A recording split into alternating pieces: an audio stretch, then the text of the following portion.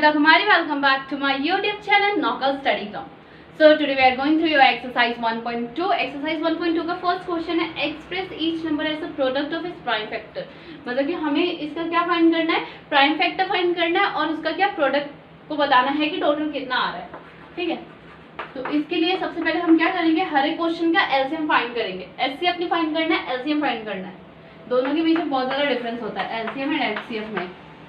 LCM lowest common factor होता है और एचसीएफ हाईएस्ट, जिसमें सिर्फ हाईएस्ट लेते हैं जो कॉमन होता है। ठीक है, तो फिर 140 का फाइंड करना है। ये सब सबको याद होगा। 2 7 जा 40, ये 0, 2 3 जा 6, 1 कैरी 5, 7 7 जा 35। ओ सॉरी ये क्या बना,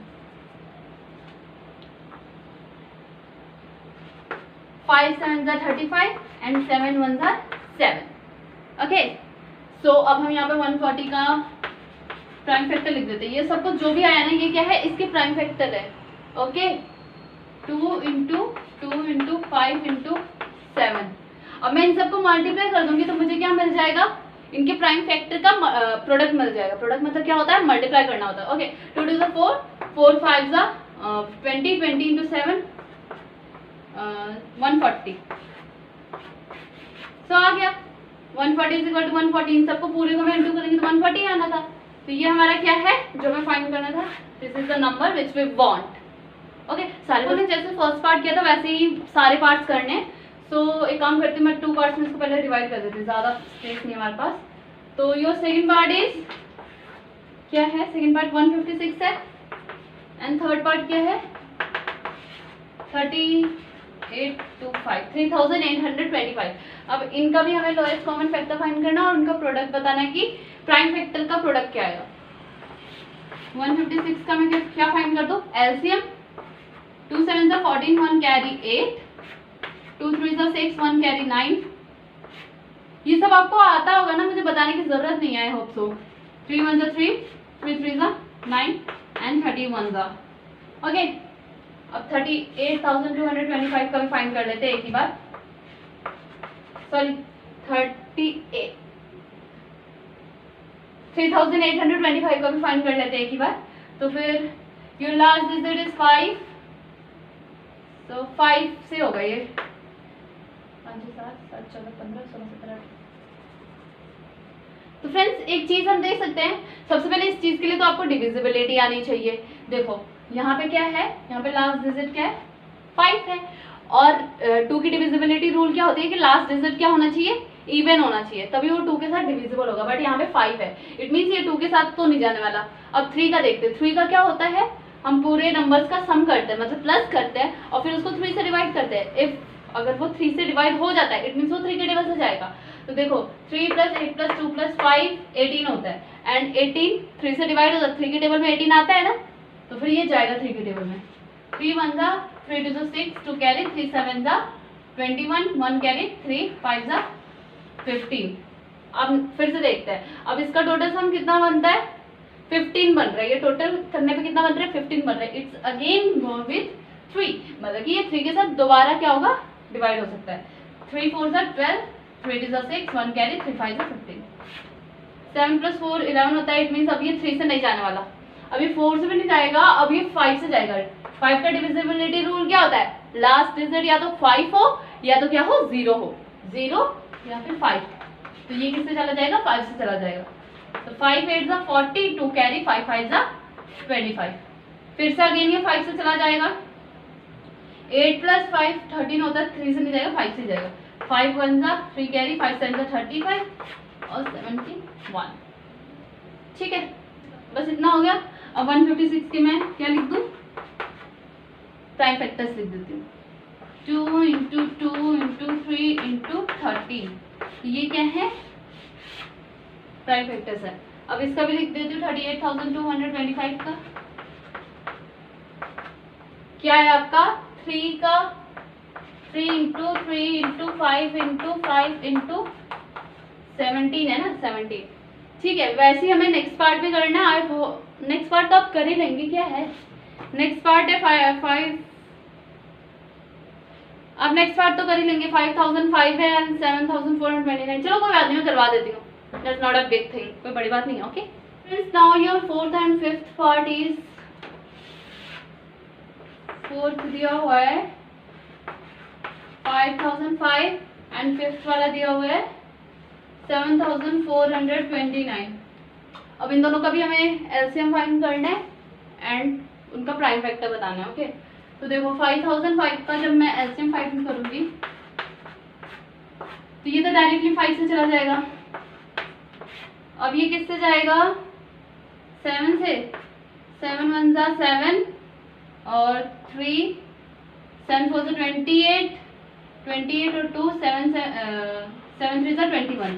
अब देखो, अब जिसको डिविजिबिलिटी रूल नहीं आता वो कैसे समझ पाएगा कि डायरेक्टली 7 से जाएगा? इसलिए आपको डिविजिबिलिटी रूल पता होनी चाहिए। ठीक है, पहले डिविजिबिलिटी रूल पढ़ो फिर ये क्वेश्चन करो ताकि आपको ज्यादा आसानी हो। 10 घंटे तक ना सोचना पड़ेगी ये किससे जाएगा किससे नहीं जाएगा। अब 143 जाएगा आपका 13 से जाएगा। 13 1 जा फिर 1 एंड विल गो विद 11। अब ये डायरेक्टली 13 से ही जा रहा है। ठीक है, ना 7 से जाएगा, ना 8 से जाएगा, ना 9 से जाएगा।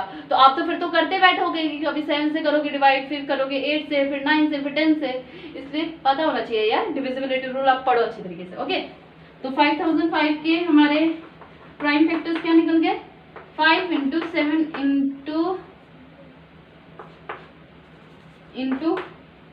13 × 11।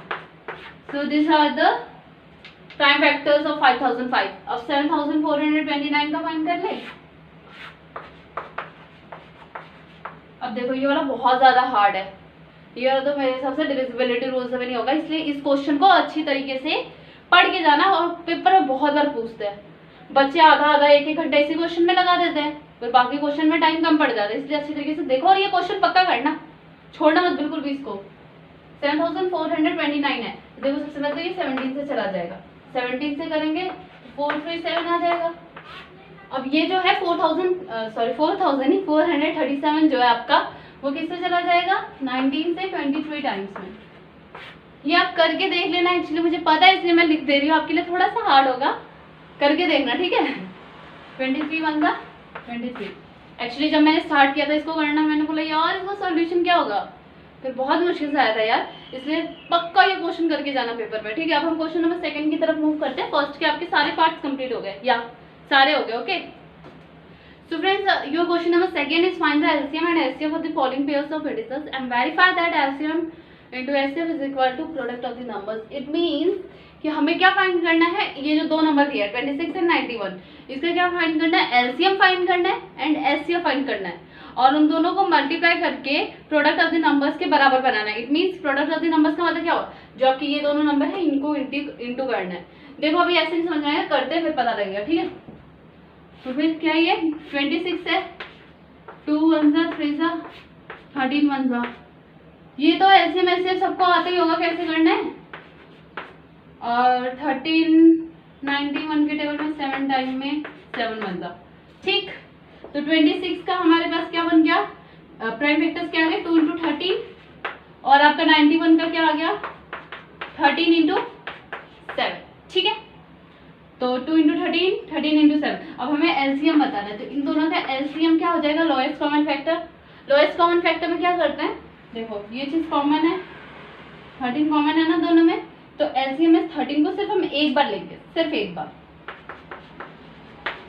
इंटू एक बार 2 है, एक बार 7 है, इंटू 2 × 7। ओके, तो इन दोनों को मल्टीप्लाई करके क्या आंसर बनेगा? 182।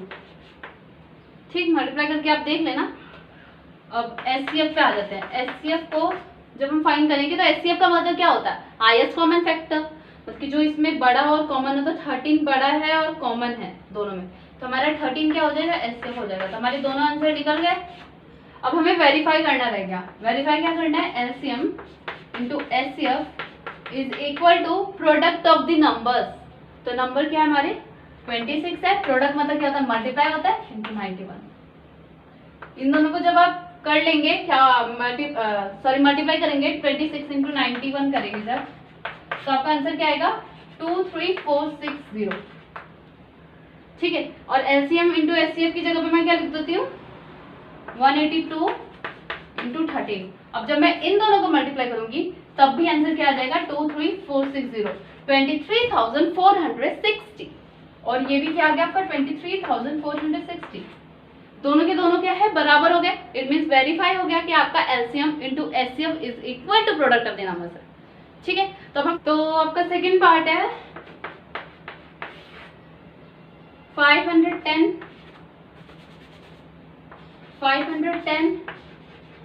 एंड 92 का क्या फाइंड करना है, एलसीएम एचसीएफ करते हैं फिर फटाफट फाइंड 510 एंड 92 का।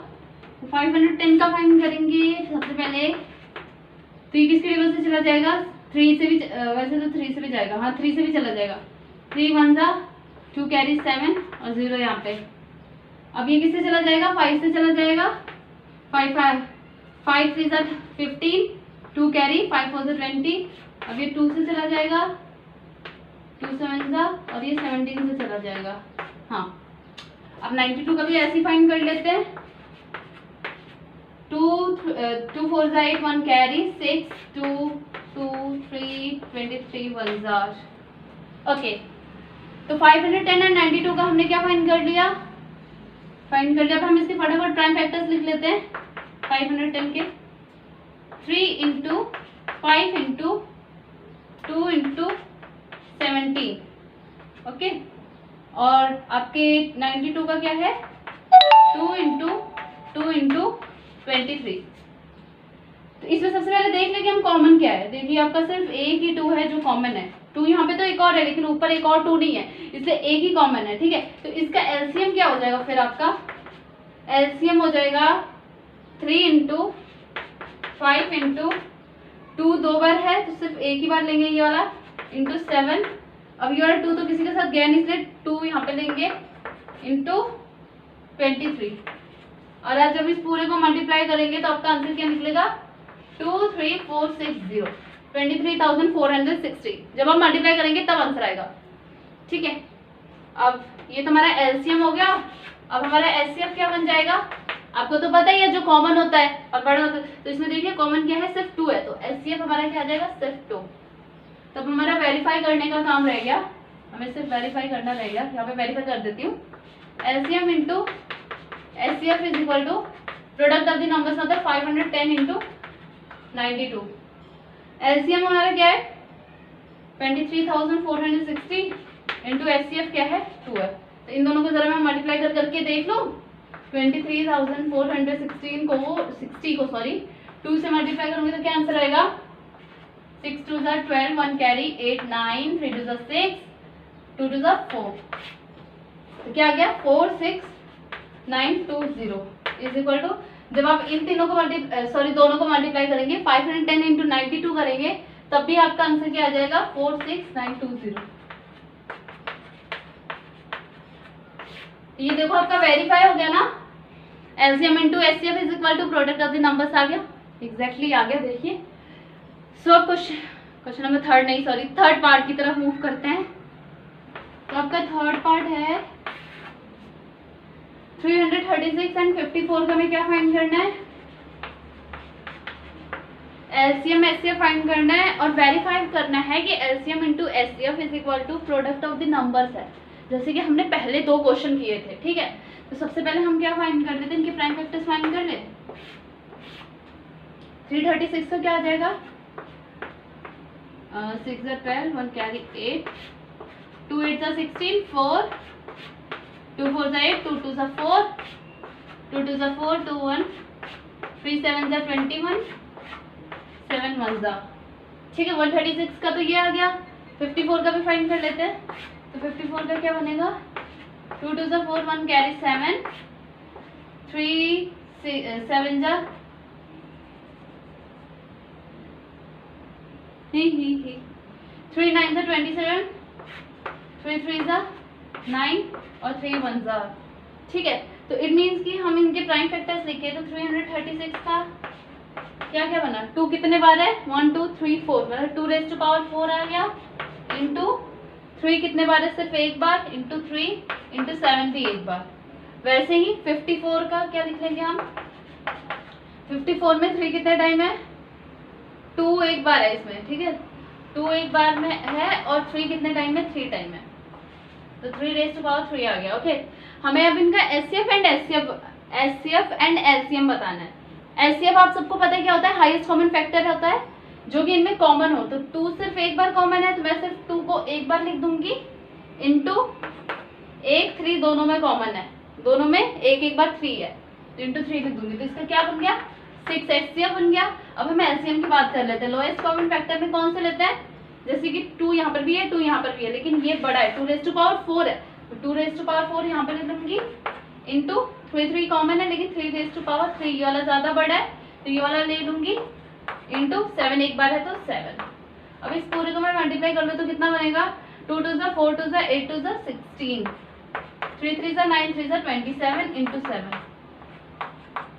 मुझे क्या कर लेना, अब इस पूरे को मल्टीप्लाई कर लेना है। तो 27 इंटू 7 कितना होता है, 49, 7 2 जा 14, 14 प्लस 4 18, 189। ठीक है, तो 16 इंटू 189। अब मैं 189 को 16 से मल्टीप्लाई कर देती हूँ। 9 6 जा कितना होता है 54, 8 6 जा 48, 48 प्लस 5 कितना होता है 53, 6 में 6 प्लस 5 11 इंटू 9 8 1, 9 प्लस 3 12, 8 9 10, क्या बन गया 3024 बन गया। ओके, ये आंसर क्या आपका 3024 आ गया। अब हम क्या कर लेंगे, एलसीएम और एचसीएफ आ गया। तो अभी हमें यहाँ पे क्या प्रूफ करना है, LCM into HCF is equal to product of the numbers. आपके वो दोनों नंबर्स क्या थे, 336 इंटू 54। ओके, ये दोनों नंबर थे 336 और 54 थे, तो प्रोडक्ट ऑफ द नंबर्स में ऑब्वियसली वो दोनों नंबर आएंगे मल्टीप्लीकेशन में। ठीक है, तो एलसीएम क्या था हमारा 3024 इंटू में एचसीएफ क्या था 6 था। अगर मैं इन दोनों को मल्टीप्लाई कर दूंगी तो मेरा आंसर क्या आ जाएगा 18144। आप मल्टीप्लाई कर करके देख लेना, एकदम यही आंसर आएगा एक्यूरेट। और इन दोनों को भी मल्टीप्लाई करूंगी तो क्या आ जाएगा 18144। ओके, 18144 और इधर भी वही आ गया। It means hence verified that LCM into HCF is equal to product of the number. Verify हो गया, दोनों बराबर आ गया। ठीक है, ये वाला क्वेश्चन कंप्लीट हो। Find the LCM and HCF of the following integers by applying the prime factorization method. मतलब कि हमें प्राइम फैक्टराइजेशन मेथड अप्लाई करना है और एलसीएम एंड एचसीएफ फाइंड करना है। तो हमारे नंबर्स हैं 12, 15 एंड 21। सबसे पहले तो यही है, तो फर्स्ट पार्ट हम करते हैं सबसे पहले। तो 12 का हम फाइंड करेंगे तो क्या आ जाएगा 2 6 जा 12, 2 3 जा 6, 3 1 जा। ओके, 15 का करेंगे तो क्या आएगा 15 3 के टेबल से चला जाएगा आपका, तो 3 5 जा 15, 5 1 जा। वैसे हम 21 का कर लेंगे तो आपका 21 किसके टेबल में जाएगा 3 के टेबल में जाएगा, 3 7 जा 21 और 7 1 जा। ओके, तो हमें एचसीएफ एंड एलसीएम दोनों फाइंड करना है। तो सबसे पहले तो हम लिख लेते हैं इनके प्राइम फैक्टर्स अच्छी तरीके से। 2 रेज़ टू पावर 2 इंटू 3, वैसे ही 15 का क्या है 3 इंटू 5 और इसका 21 का क्या है 3 इंटू 7। तो देखो इसका एलसीएम क्या हो जाएगा, lowest common factor. Lowest common factor में क्या आ जाएगा, देखो 2 रेज़ टू पावर 2 ये है, इसको यहाँ पे ले लूंगी, सबसे ज्यादा टाइम है। फिर 3 है एक बार, तो 3 ले लूंगी इंटू 5 और 7 एक बार है, इंटू 5 इंटू 7। ओके, तो इन सबको मल्टीप्लाई कर दूंगी तो जो हमारा आंसर आ जाएगा वो हमारा क्या हो जाएगा एलसीएम हो जाएगा। तो 2 रेज़ टू पावर 2 4, 4 3 जा 12, 12 5 जा 60, 60 इंटू 7 420।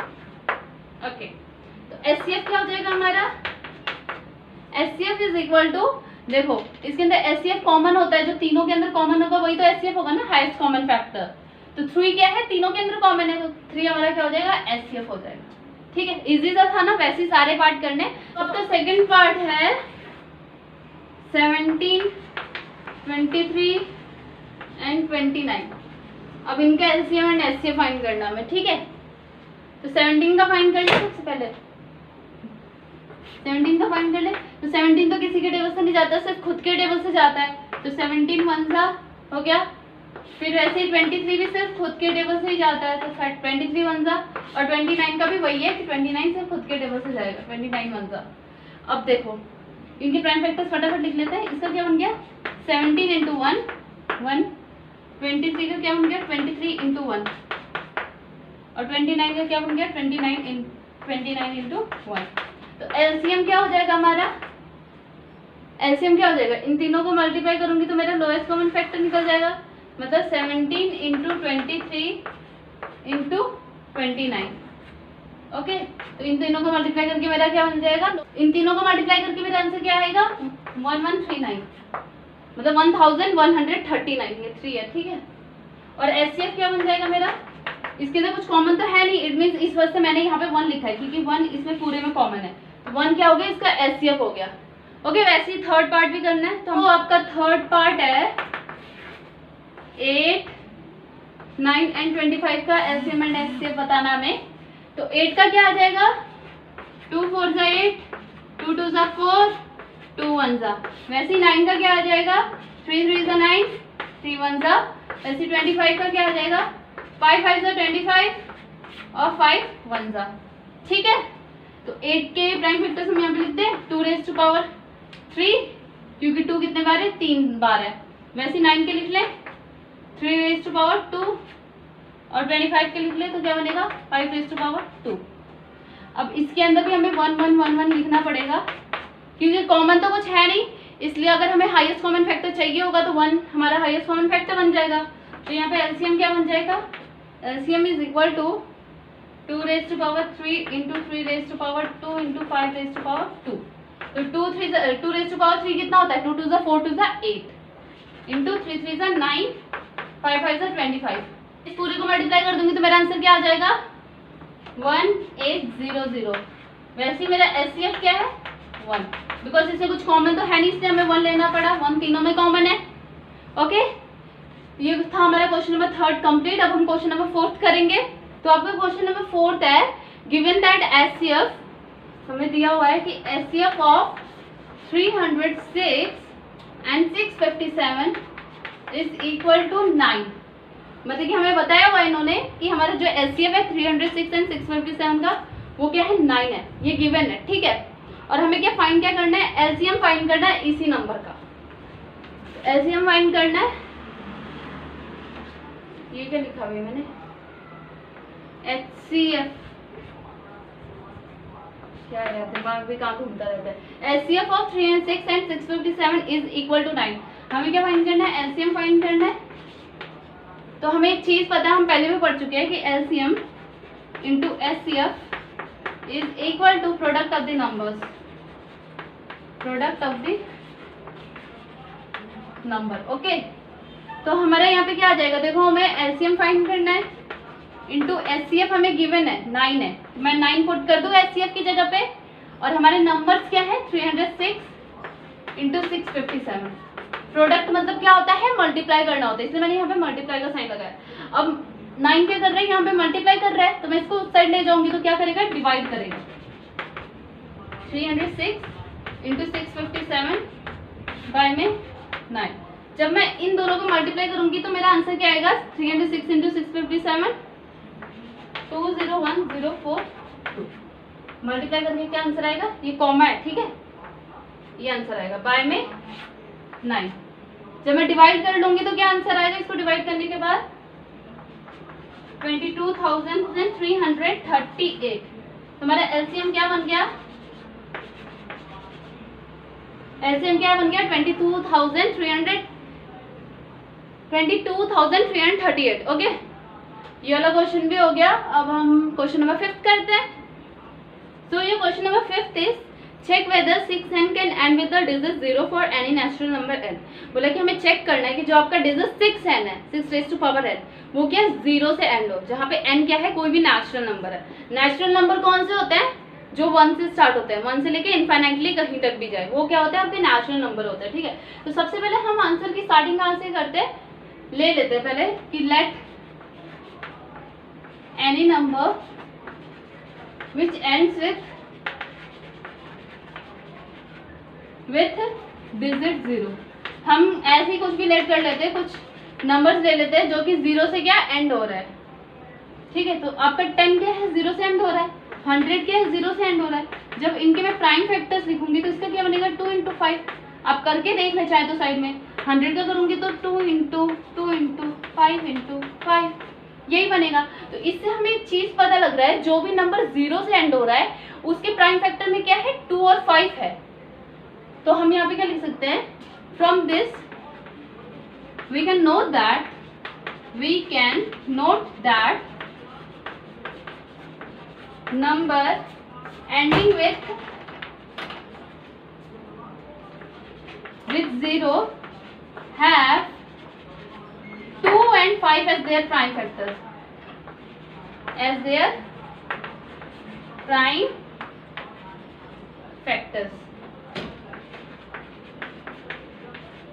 ठीक है। इतना तो समझ में आ गया कि हम यहाँ से क्या नोट कर सकते हैं कि कोई भी नंबर अगर 0 से एंड हो रहा है तो उसके प्राइम फैक्टर्स में क्या है, 2 और 5 है ही। तो वैसे ही अगर मैं 6n की बात करूँ, 6n की, तो इसके प्राइम फैक्टर्स क्या बन जाएंगे, 2 इंटू 3n। इसे 2 तो है लेकिन 5 नहीं है, तो यहाँ से हम क्या बता सकते हैं कि it doesn't have 5 as its prime factor, so it can't be end with 0। 6n does not have 5 as its prime factor,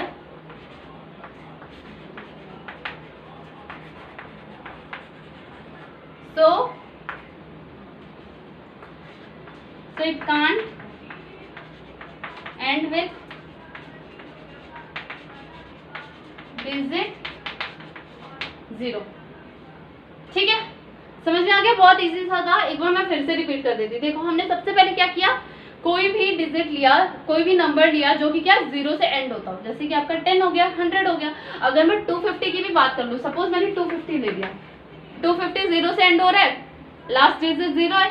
अगर मैं इसके प्राइम फैक्टर्स निकालना चाहूँ तो क्या निकलेगा, 5 5 = 25, 0, 5 1 = 0, 5 2 = 10, और ये क्या बन जाएगा, 2 1 = ठीक है। तो इसमें आप क्या देख सकते हैं कि 5 तो प्राइम फैक्टर है, साथ में 2 भी है, मतलब कि 5 और 2 इसमें भी प्राइम फैक्टर हो गया।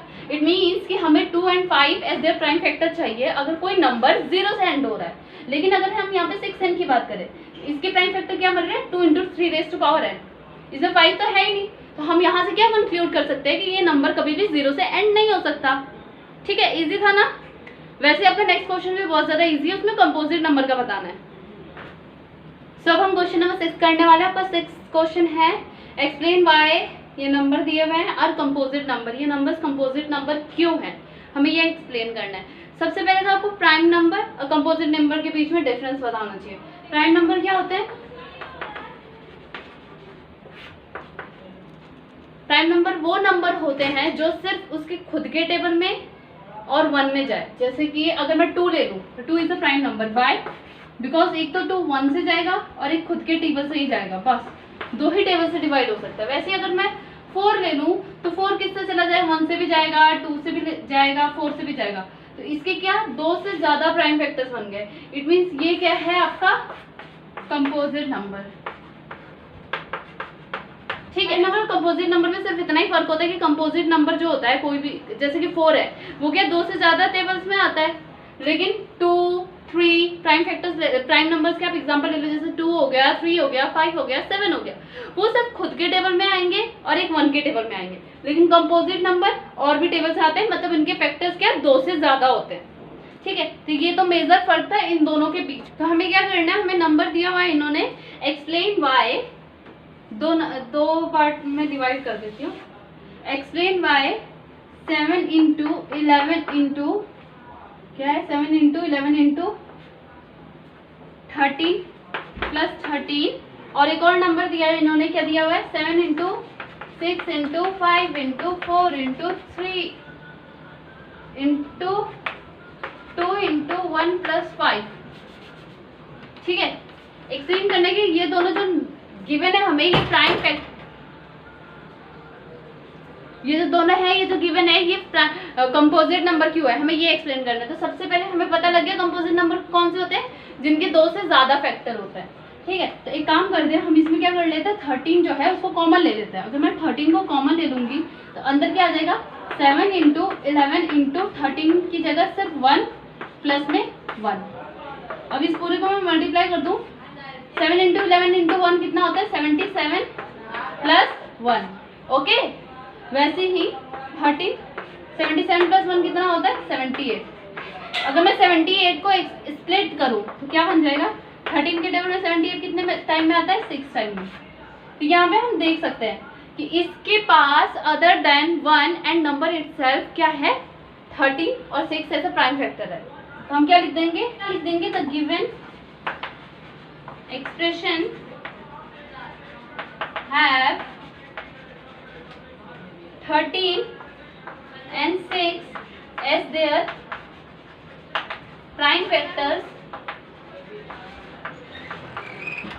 other than 1 and number itself।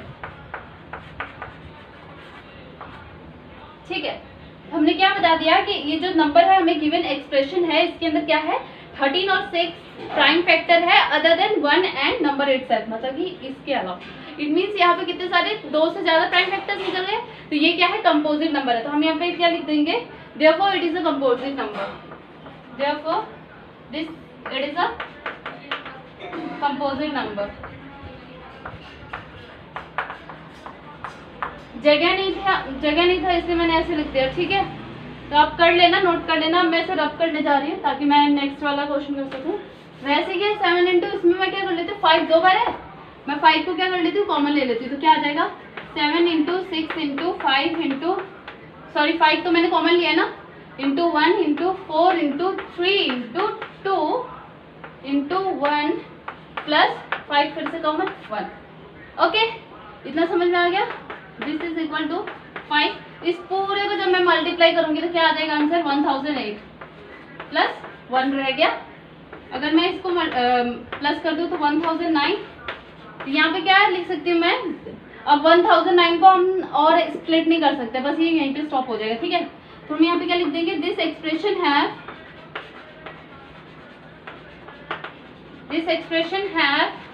5 and 1009 as its prime factor, as its prime factors other than 1 and number itself। ठीक है, तो ये क्या हो गया, therefore it is a composite number। I hope आपको समझ में आ गया होगा। इसमें हमने क्या बताया, फिर से बताया कि ये जो एक्सप्रेशन है हमारा, इसके अंदर क्या है 5 एंड 1009 क्या है कॉमन है, दोनों में क्या है प्राइम फैक्टर है इस एक्सप्रेशन का। तो क्या हो गया 2 से ज्यादा यहाँ पे प्राइम फैक्टर्स आ गए, इट मीन्स ये क्या हो गया कंपोजिट नंबर हो गया, सिंपल सा था। ठीक है, so your last question is question number 7 और इसके अंदर क्या बोला हुआ है, there is a circular path around a sports field. मतलब कि एक स्पोर्ट्स फील्ड है, सपोज ये स्पोर्ट्स फील्ड है, उसके अराउंड क्या है एक सर्कुलर पाथ है ऐसा कुछ। ठीक है, और इसमें क्या बोलते हैं कि Sonia takes 18 minute to drive 1 round of the field. मतलब कि सोनिया अगर यहाँ से स्टार्ट होती है तो उसको पूरा कंप्लीट करने में कितने मिनट लगाती है, ड्राइव करने में 18 मिनट सोनिया लगाती है। और वहीं पे एक और लड़की है कि लड़का है, कौन है, रावी। अब इन्होंने ये तो नहीं बताया कि लड़का है कि लड़की है, लेकिन हम कुछ भी अज्यूम कर लेते हैं। तो रावी कितना लगाती है 12 मिनट। रावी भी अगर यहाँ से स्टार्ट करे तो भी वो 12 मिनट लगाती है। ठीक है, तो हमें बताना है कि अगर वो सेम टाइम पे स्टार्ट करें इस ग्राउंड के चक्कर मारना, ड्राइव करना, तो वो कौन से टाइम पे एक दूसरे के साथ स्टार्टिंग पॉइंट पे मिलेंगे। तो इसके लिए हम ऐसे क्वेश्चंस के लिए क्या फाइंड करते हैं, एलसीएम फाइंड करते हैं। ठीक है, तो सबसे पहले हम स्टेटमेंट लिख लेंगे, Sonia takes 18 minute to drive 1 round. Okay, while Ravi takes 12 minute to drive 1 round. ठीक है, इतना समझ में आ गया। सोनिया 18 मिनट्स लेती है, रावी 12 मिनट्स लेती है। अगर हमें ये चीज फाइंड करना है तो हम क्या फाइंड करेंगे, एलसीएम ऑफ 18 एंड 12। 18 और 12 का एलसीएम क्या आ जाएगा, 2 9 18, 3 3 9, 3 1। वैसे हम 12 का फाइंड कर ले। 2 6 जा 12, 2 3 जा 6, 3 1 जा। तो हम इनके प्राइम फैक्टर्स यहाँ पे लिख देते हैं। 18 का प्राइम फैक्टर क्या है? 2 × 3 raised to power 2। वैसे ही आपका क्या है, ये नंबर क्या था? 12 था ना। हाँ, 12 का प्राइम फैक्टर क्या है? 2 raised to power 2 × 3। हमें क्या फाइंड करना था? एलसीएम। तो एलसीएम के लिए, एलसीएम क्या होता है आपका? लोएस्ट कॉमन फैक्टर होता है। लोएस्ट कॉमन फैक्टर में देखो 2 raised to power 2 बड़ा है 2 से, तो ये ले लिया, इंटू में 3 से 3 raised to power 2 बड़ा है। ठीक है, इस पूरे को मैं मल्टीप्लाई करता हूँ। 2 2 जा 4 और 3 3 जा 9, तो 4 9 जा कितना होता है? 4 9 जा 9 36। तो यहाँ से हमें क्या पता लग रहा है? Therefore they will take 36 minutes to meet each other